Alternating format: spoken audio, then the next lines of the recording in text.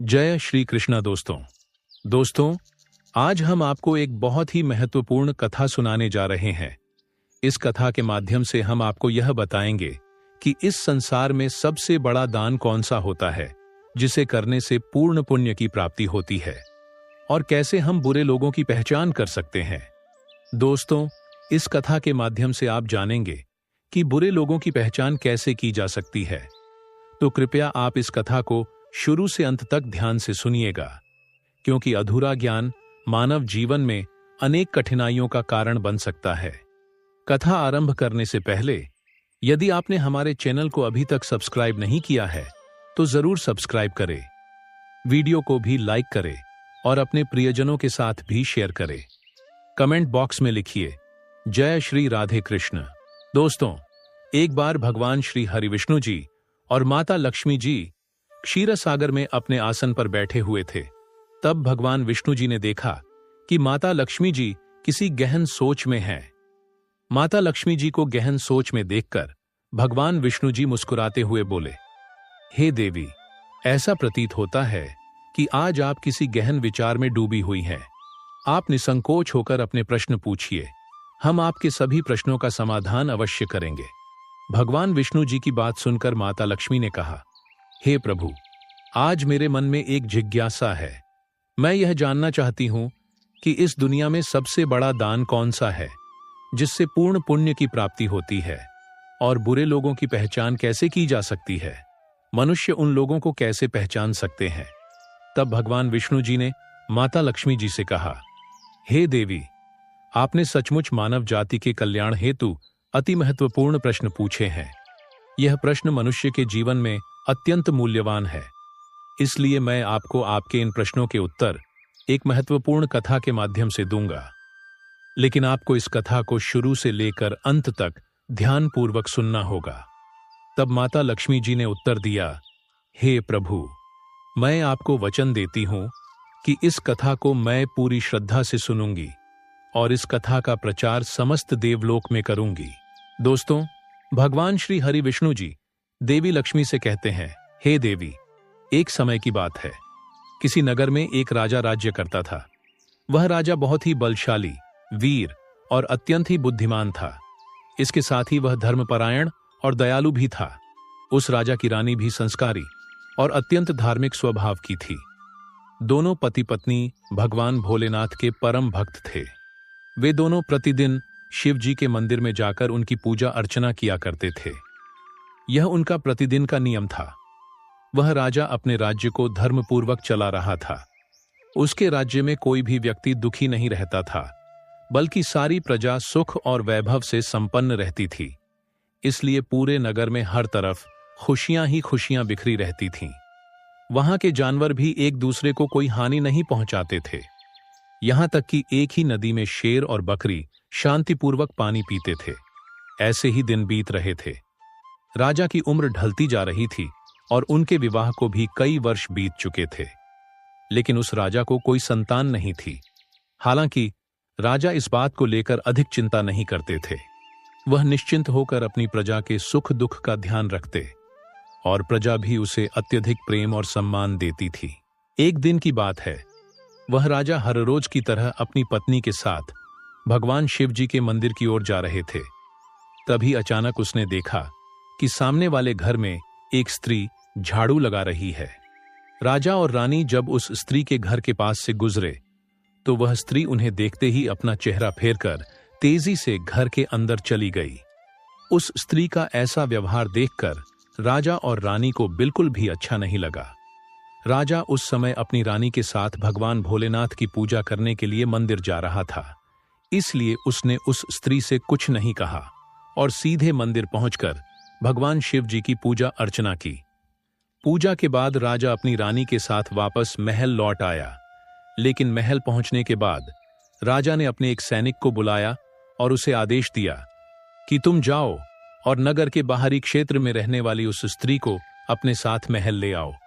ध्यान रखना, तुम उसे कुछ भी मत बताना कि क्यों बुलाया गया है। बस उसे तुम हमारे पास ले आओ।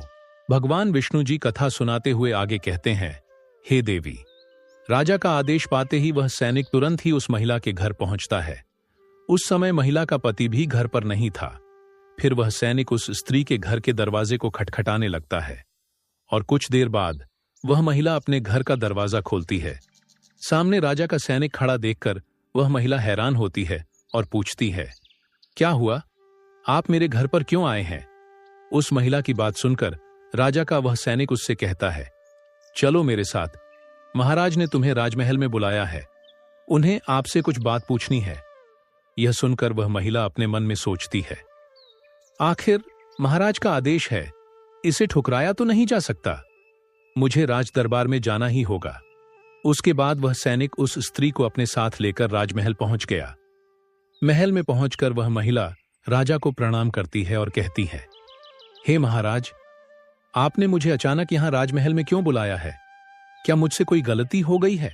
उस स्त्री की बात सुनकर राजा कहता है, तुम मुझे एक बात बताओ, आज सुबह जब मैं और मेरी पत्नी भगवान शिव जी के मंदिर जा रहे थे तो तुमने मुझे देखकर अपना मुंह फेर लिया और मुझे आते हुए देखकर तुम दौड़ते हुए अपने घर में चली गई। तुमने मुझे देखकर ऐसा दुर्व्यवहार क्यों किया? तब वह महिला निर्भीकता से राजा से कहती है, हे महाराज, आप भले ही मुझे मृत्युदंड दे दें तो भी मुझे कोई ऐतराज नहीं, परंतु मैं सच ही कहूंगी। आपके महल में बड़े बड़े विद्वान हैं, पंडित हैं। अगर मैं गलत बात बोलूं तो आप उनसे पूछ सकते हैं कि हमारे नगर में यह मान्यता है कि जो सुबह सुबह आपका चेहरा देख लेता है तो उस व्यक्ति का पूरा दिन खराब हो जाता है। क्योंकि आप संतानहीन हैं, अभी तक आपको संतान की प्राप्ति नहीं हुई है, इसी कारण मैंने आपका मुंह देखकर अपना मुंह फेर लिया था और अपने घर के अंदर चली गई थी। उस महिला की ऐसी बात सुनकर राजा आश्चर्य में पड़ जाता है। वह अपने मन में सोचता है कि यह महिला तो बिल्कुल सत्य कह रही है। यदि किसी नगर के राजा को संतान नहीं हो तो यह उसकी प्रजा के लिए बिल्कुल भी शुभ नहीं माना जाता। उसके बाद राजा उस महिला को वापस अपने घर जाने की अनुमति देता है। फिर राजा अपने मन में यह विचार करने लगता है कि अब मुझे भगवान शिव जी के मंदिर में जाकर संतान प्राप्ति के लिए यज्ञ करना चाहिए। ऐसा सोचकर वह राजा अपने कक्ष में लौटकर रानी से कहता है, हे प्रिय, हमारे नगर के लोग हमारे चेहरे को देखना भी पसंद नहीं करते हैं, क्योंकि हमारे पास अभी तक कोई संतान नहीं है। इसलिए हमें भगवान शिव जी के मंदिर में जाकर संतान प्राप्ति का यज्ञ करना चाहिए। हम भगवान भोलेनाथ के मंदिर में चलते हैं और भगवान शिव से प्रार्थना करते हैं कि वे हमें पुत्र प्रदान करें। राजा की बात सुनकर रानी भी उसकी बात मान लेती है। फिर राजा और रानी दोनों भगवान शिव जी के मंदिर पहुंचते हैं और भगवान शिव जी की पूजा करके संतान प्राप्ति के लिए यज्ञ का आयोजन करते हैं।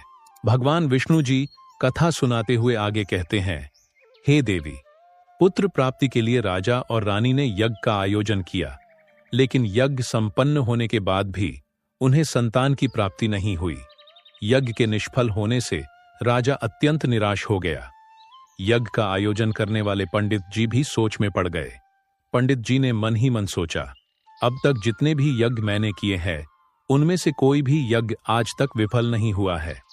इसका अर्थ यह है कि शायद इस राजा के भाग्य में ही खोट है और ऐसा प्रतीत होता है कि ईश्वर ने इस राजा के भाग्य में संतान का योग नहीं लिखा है। इसलिए संतान प्राप्ति का यज्ञ करने के बाद भी उसे संतान की प्राप्ति नहीं हुई। राजा हर संभव प्रयास करके थक चुका था और अब वह गहरे निराशा में डूबा रहता था। वह दिन रात संतान की कमी के बारे में सोचता और चिंता में खोया रहता था। एक दिन सिंहासन पर बैठे बैठे राजा को अचानक एक बात याद आती है कि दूसरे नगर के वन में एक महात्मा जी निवास करते हैं, जिनकी ख्याति दूर दूर तक फैली है। राजा के मन में विचार आता है कि शायद उन महात्मा के पास मेरे इस कष्ट का कोई समाधान हो।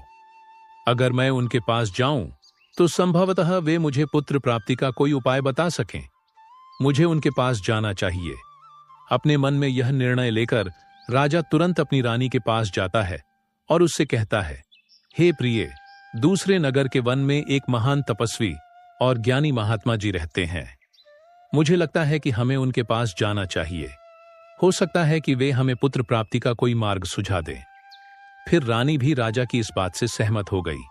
रानी ने कहा, हे स्वामी, आपकी बात बिल्कुल सही है, हमें महात्मा जी से अवश्य मिलना चाहिए।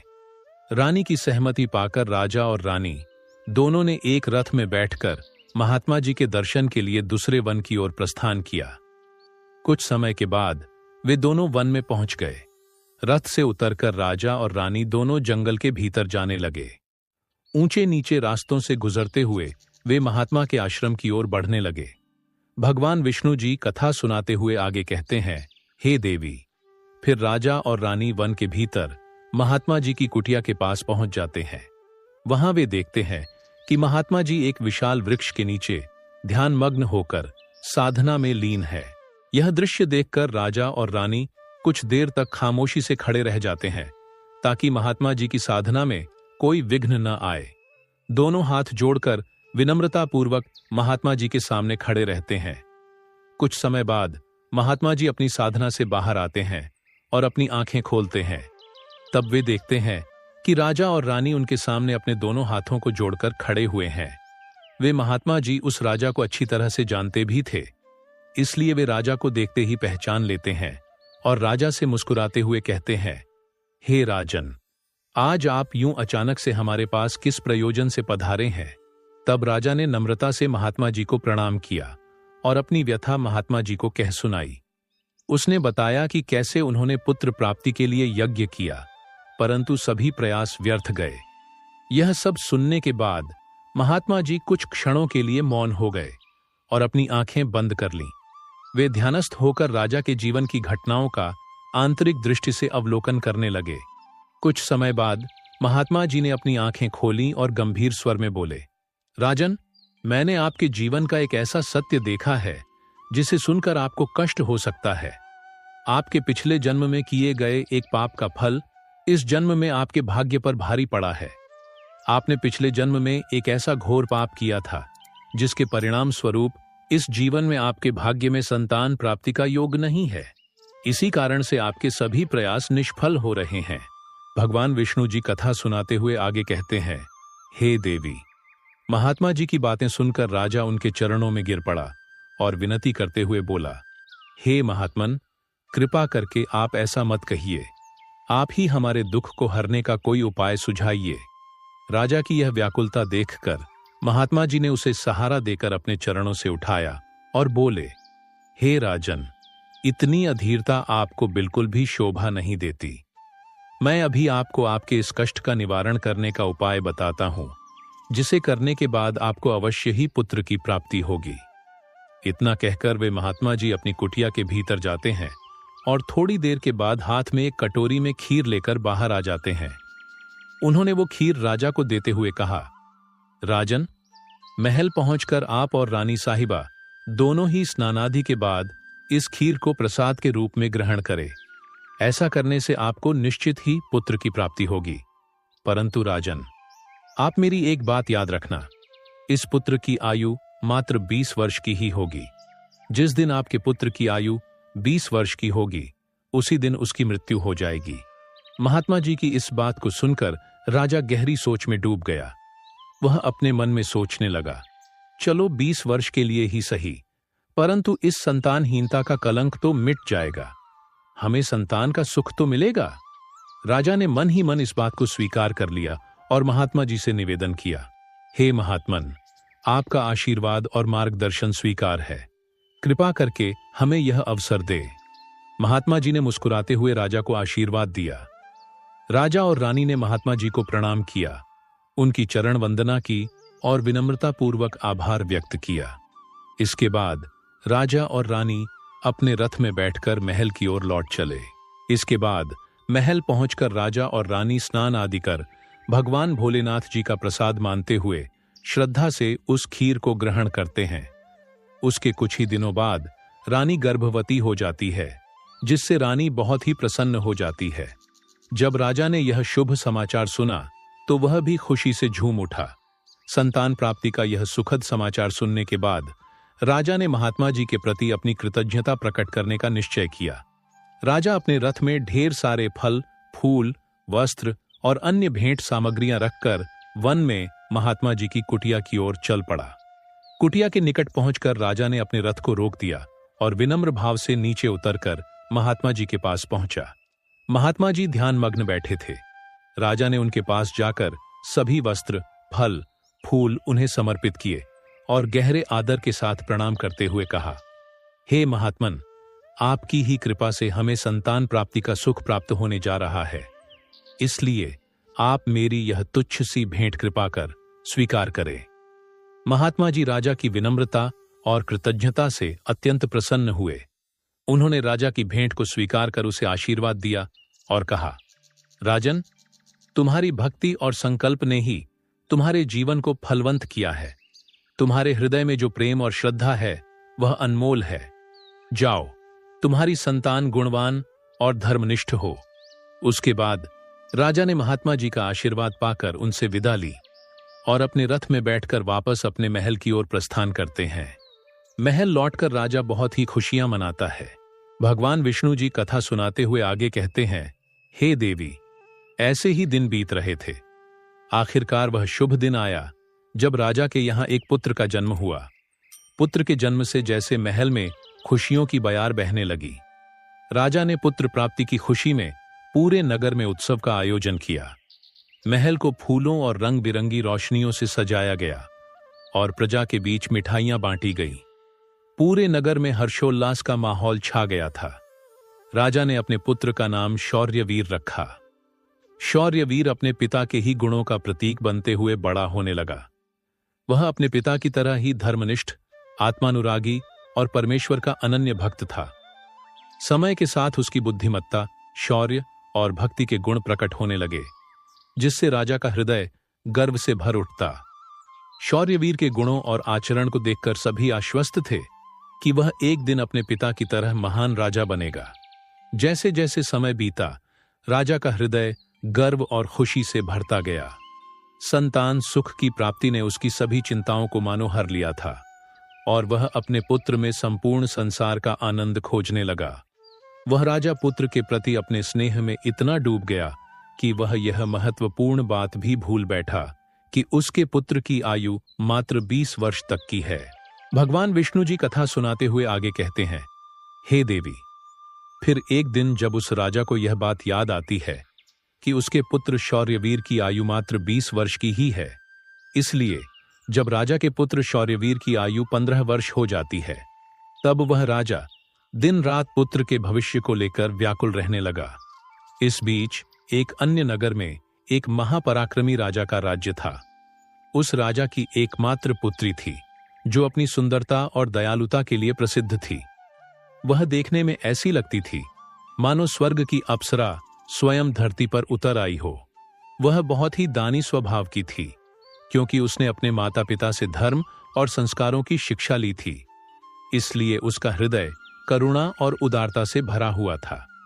वह प्रतिदिन सुबह उठकर पक्षियों को दाना डालती और अपने द्वार पर आने वाले साधु संतों, भिक्षुओं को सदा ही आदर से भोजन कराती थी।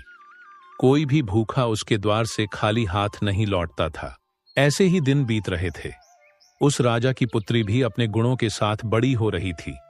एक दिन जब शौर्यवीर के पिता को यह बात पता चली कि दूसरे नगर में एक धीर वीर और पराक्रमी राजा राज्य करता है, जिसकी पुत्री गुणों की खान है, साथ ही वह अत्यंत सुंदर भी है, तो राजा ने अपने मन में सोचा कि ऐसी धर्मात्मा और तेजस्वी कन्या के साथ अपने पुत्र शौर्यवीर का विवाह करना उचित रहेगा। मुझे इसी प्रकार की कन्या की तलाश थी, जिसके साथ मैं अपने पुत्र का विवाह कर सकूं और हमारी वंश परंपरा को बनाए रख सकूं। इस विचार के साथ ही राजा ने अपने मन में निर्णय किया कि वह उस राजा से प्रस्ताव रखेगा, जिससे वह अपने पुत्र शौर्यवीर का विवाह उस सुंदर और धार्मिक कन्या के साथ कर सके। भगवान विष्णु जी माता लक्ष्मी से कहते हैं, हे देवी। फिर शौर्यवीर के पिता ने अपने पुत्र के विवाह का प्रस्ताव संदेशवाहक के माध्यम से दूसरे नगर के राजा तक पहुंचाया। जब दूसरे नगर के राजा ने यह प्रस्ताव सुना, तो उसने अपने मन में विचार किया कि चलो, अब मुझे अपनी पुत्री का विवाह कर देना चाहिए। और मैंने सुना है कि इस राजा के पुत्र की आयु मात्र 20 वर्ष ही है। इस राजा का पुत्र बहुत ही योग्य, पराक्रमी और धर्मपरायण है। भले ही उसकी आयु का भविष्य अनिश्चित हो, इसलिए अगर उसके यहां कोई पुत्र पैदा हो गया तो उसका वंश आगे बढ़ता रहेगा। जिससे मेरी पुत्री भी अपनी संतान के साथ सुखी रहेगी। इन विचारों को मन में संजोए हुए उस राजा ने शौर्यवीर के विवाह प्रस्ताव को सहर्ष स्वीकार कर लिया। फिर कुछ ही दिनों के भीतर शुभ मुहूर्त में शौर्यवीर का उस राजकुमारी के साथ विवाह हो गया। वह राजकुमारी न केवल सुंदर थी बल्कि बहुत ही दयालु स्वभाव की थी। उसने अपने बचपन से ही यह नियम अपनाया था कि जब तक वह किसी भूखे या असहाय प्राणी को भोजन नहीं करवाती तब तक वह स्वयं भोजन ग्रहण नहीं करती। उसके माता पिता ने उसे सेवा और दान की भावना सिखाई थी और उसने उसे अपने जीवन का अटूट हिस्सा बना लिया था। विवाह के पश्चात राजकुमारी का यह नियम उसके ससुराल में भी जारी रहा। हर सुबह वह महल के द्वार पर जाकर जरूरतमंद लोगों को भोजन करवाती और अपने हाथों से उन्हें अन्न दान करती। उसकी यह दया भावना देखकर महल के सभी लोग उसका बहुत सम्मान करने लगे थे। धीरे धीरे ऐसे ही समय गुजर रहा था और हर गुजरते दिन के साथ शौर्यवीर की उम्र भी बढ़ रही थी। राजा और रानी इस बात को लेकर मन ही मन चिंतित रहते कि उनका पुत्र अब अपने जीवन के अंतिम समय की ओर बढ़ रहा है। उन्हें महात्मा की वह भविष्यवाणी हमेशा याद रहती कि शौर्यवीर की आयु केवल 20 वर्ष ही होगी। इस दुखद सत्य को केवल राजा और रानी ही जानते थे। उन्होंने यह बात किसी और को नहीं बताई थी ताकि महल में कोई चिंता का माहौल न बने। जैसे जैसे शौर्यवीर की आयु 20 वर्ष की ओर बढ़ती जा रही थी, राजा और रानी के दिल की धड़कनें तेज हो जाती। अपने पुत्र के प्रति उनका प्रेम और मोह इतना अधिक था कि वे चाहकर भी इस चिंता से मुक्त नहीं हो पाते थे। भगवान विष्णु जी कथा सुनाते हुए आगे कहते हैं, हे देवी, फिर वह दिन भी आ जाता है जब शौर्यवीर के जीवन के मात्र 3 दिन शेष रह जाते हैं। राजा और रानी का दिल भारी हो जाता है। राजा बार बार अपने मन में सोचने लगा कि अब मैं क्या करूं? मेरा पुत्र 3 दिन बाद मुझसे हमेशा के लिए दूर हो जाएगा। क्या कोई ऐसा उपाय नहीं है जिससे मैं उसे बचा सकूं? रानी भी इस दुख से भरी थी और हर पल अपने पुत्र के जीवन की कल्पना करती रहती। इसलिए उनके पुत्र मोह ने उन्हें बीमार और कमजोर बना दिया था। दोनों इतने दुखी थे कि अब उन्होंने भोजन करना भी छोड़ दिया था, परंतु अपनी पीड़ा को उन्होंने किसी के सामने प्रकट नहीं किया। वे नहीं चाहते थे कि महल के लोग उनके पुत्र की मृत्यु की बात सुनकर दुखी हों और चिंता में पड़ जाए। फिर वह आखिरी दिन भी आ पहुंचा जिस दिन शौर्यवीर की आयु पूरी होनी थी, उसकी मृत्यु होनी थी। फिर उस दिन जैसे ही सुबह हुई, राजा और रानी अपनी चिंता और दुख से व्याकुल होकर भगवान भोलेनाथ के मंदिर में बैठकर उनकी पूजा अर्चना में लग गए। वे दोनों भगवान भोलेनाथ से प्रार्थना करते हुए कहने लगे, हे प्रभु, आप कृपा करके हमें पुत्र की मृत्यु होने के दुख को सहन करने की शक्ति दीजिए। हम जानते हैं कि जो भी किसी के भाग्य में लिखा होता है उसे कोई बदल नहीं सकता, वो होकर ही रहता है। परंतु हमारे लिए यह समय बहुत ही कठिन है। उधर राजकुमार शौर्यवीर की पत्नी अपने दैनिक धर्म कर्म के कामों में लगी हुई थी।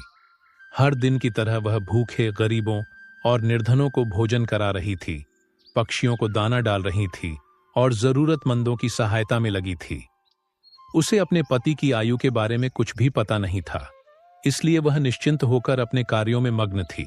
इसी बीच यमलोक में धर्मराज जी ने देखा कि आज राजकुमार शौर्यवीर की मृत्यु का दिन है, तो उन्होंने तुरंत ही अपने 2 प्रमुख दूतों को बुलाया और उन्हें आदेश दिया, जाओ और अब से कुछ समय बाद राजकुमार शौर्यवीर के प्राण उसके शरीर से निकालकर अपने साथ यमलोक ले आओ।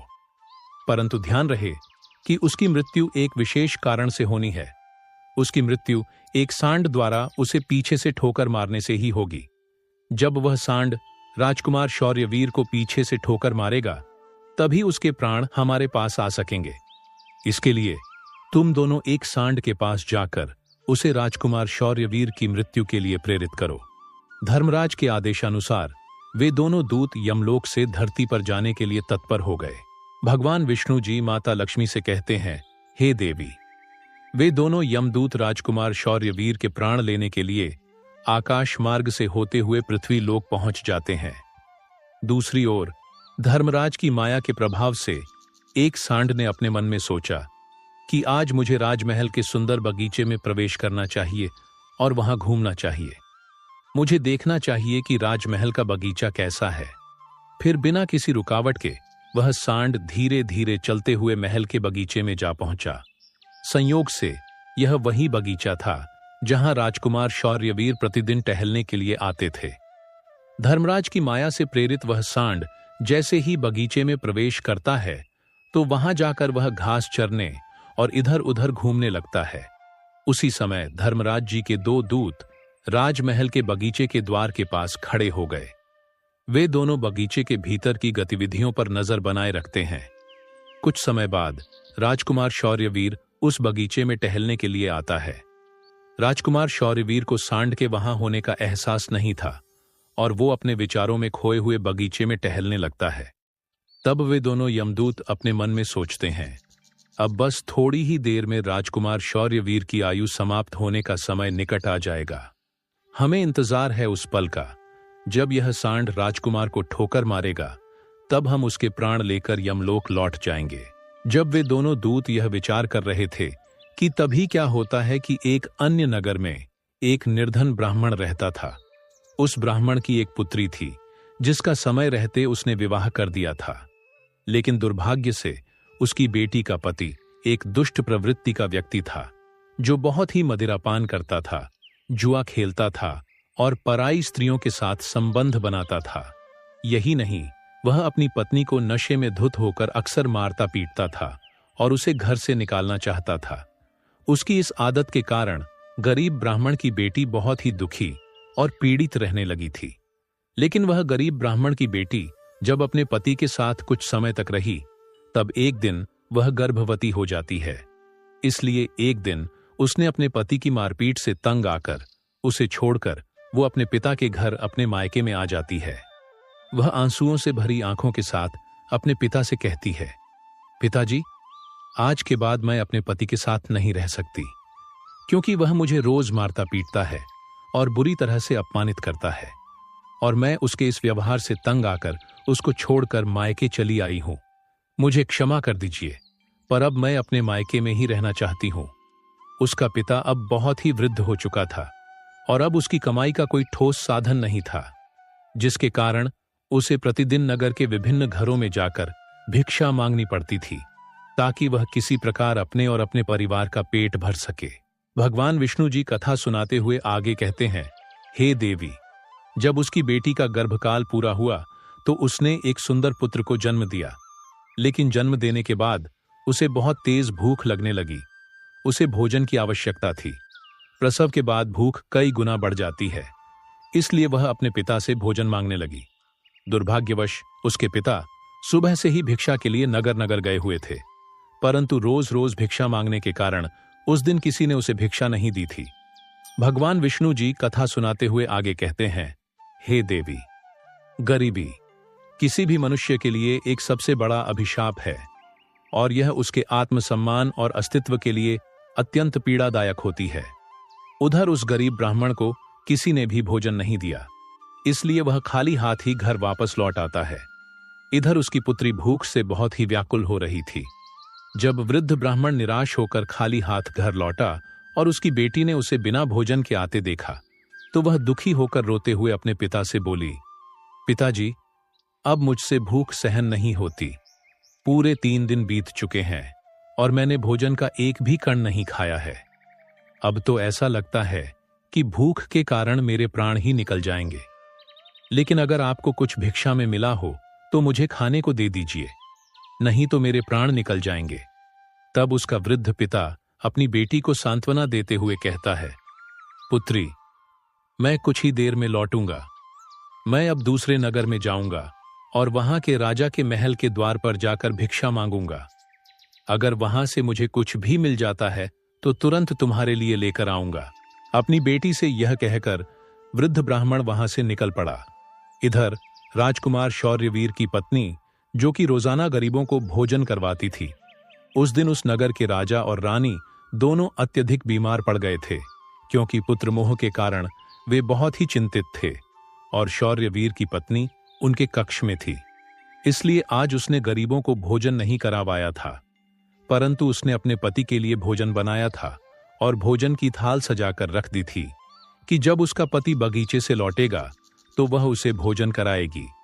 क्योंकि उसका पति अपने माता पिता के पास बैठकर उनकी सेवा करके अपने बगीचे में घूमने के लिए गया हुआ था। भगवान विष्णु जी कथा सुनाते हुए आगे कहते हैं, हे देवी। इधर वह वृद्ध ब्राह्मण राजमहल के द्वार पर पहुंच जाता है। जब राजकुमार की पत्नी ने उसे देखा तो उसके मन में उस वृद्ध ब्राह्मण के प्रति दया उमड़ आई।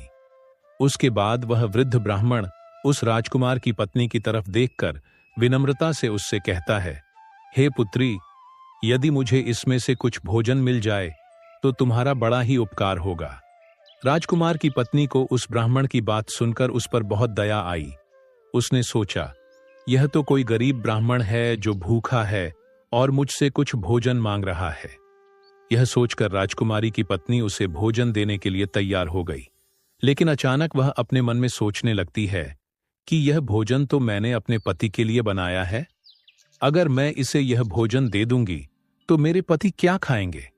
लेकिन अगले ही पल उसने सोचा, मेरे पति तो अब भी बगीचे में घूमने के लिए गए हुए हैं, तब तक मैं यह भोजन इस गरीब ब्राह्मण को दे देती हूं, और जब मेरे पति वापस आएंगे तो मैं उनके लिए नया भोजन बना दूंगी। यह भूखे ब्राह्मण की सहायता करना अधिक आवश्यक है। अपने मन में यह सोचकर राजकुमार की पत्नी ने अपने पति के लिए बनाया हुआ भोजन उस भूखे ब्राह्मण को दे दिया। उसके बाद वह ब्राह्मण भोजन की थाली लेकर जल्दी जल्दी अपने नगर की ओर रवाना हो गया और वह भोजन लेकर अपने घर आ गया। उसकी पुत्री 3 दिनों से भूखी थी। उसने 3 दिनों से कुछ भी नहीं खाया था और उसके चेहरे पर भूख की पीड़ा साफ झलक रही थी। उधर राजकुमार शौर्यवीर, जो बगीचे में टहलने गया था, अपने कक्ष की ओर वापस लौट रहा था। बगीचे के बाहर खड़े यमदूत राजकुमार के प्राण लेने के लिए तैयार थे और एक सांड भी धर्मराज की माया से प्रेरित होकर वहीं घूम रहा था। वे दोनों यमदूत मन में सोच रहे थे कि बस अब कुछ ही पल बाकी है और जैसे ही सांड राजकुमार को पीछे से ठोकर मारेगा, हम राजकुमार के प्राण हर लेंगे और यमलोक लौट जाएंगे। भगवान विष्णु जी माता लक्ष्मी से कहते हैं, हे देवी। इधर वह वृद्ध ब्राह्मण अपने घर पहुंचा और उसने तुरंत अपनी भूखी बेटी को वह भोजन दे दिया। तब उसकी बेटी उससे कहने लगी, पिताजी, यह भोजन आप कहां से लाए हैं? तब वृद्ध ब्राह्मण ने उत्तर देते हुए कहा, पुत्री, यह भोजन मुझे दूसरे नगर की महारानी ने दिया है। उस नगर के राजा की पुत्र वधू बहुत ही दयालु और उदार हृदय की है। उसने मुझ पर दया करके मुझे यह स्वादिष्ट भोजन दिया है। उस भोजन को देखकर उस वृद्ध ब्राह्मण की बेटी की आत्मा से आशीर्वाद निकलने लगा। वह भगवान से प्रार्थना करने